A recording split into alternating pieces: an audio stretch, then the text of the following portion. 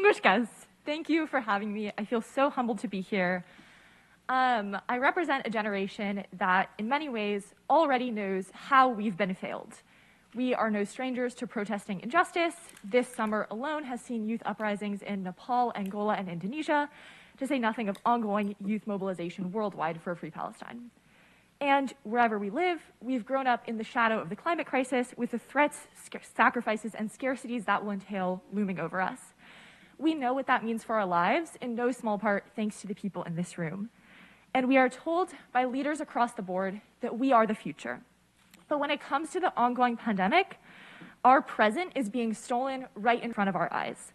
For adults, the relentless beat of back to normal, ignoring, downplaying, and concealing both the prevalence of airborne transmission and the threat of long COVID, manifested in a series of choices. Young people lacked both real choice in the matter and information about what was being chosen for us. Here's what we know about SARS-CoV-2. It is airborne, floating and lingering in the air. One infection can result in disabling damage to almost every cell in the body, from the brain and heart to the nerves and blood vessels. Every subsequent infection increases the risk of long COVID and places people who already have it in greater danger. Here's what we don't know, is what it does to reinfect children over and over and over again with no endpoint in sight from the day they are born. We are about to find out. As Dr. Akiko Iwasaki says, at this point, the whole population is the control group, and after only 5 years, long COVID has surpassed asthma as the most common chronic illness in children. 5 years.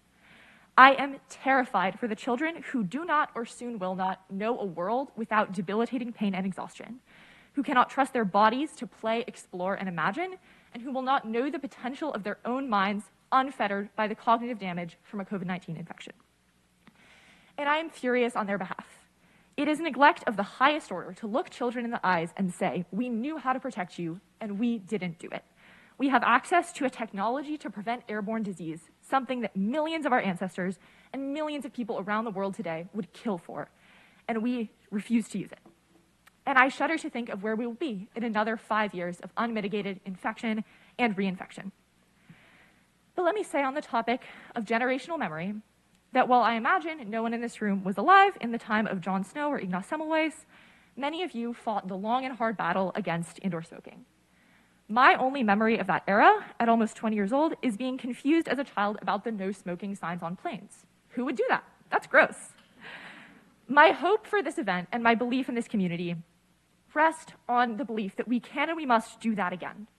We can recognize filtered air as a human right as intuitively as we do filtered water. We can create clean air infrastructure that is so ubiquitous and so obviously necessary, tomorrow's children don't even know why we need it. We need the people who remember 2020, who were not, like me, 14 in 2020, to be loud about the world that we were promised at the onset of the pandemic, when we and our institutions promised each other that if we only got out of that desperate acute phase, we would do everything we could to protect our communities going forward.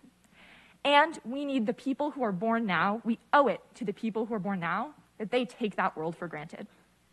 Thank you.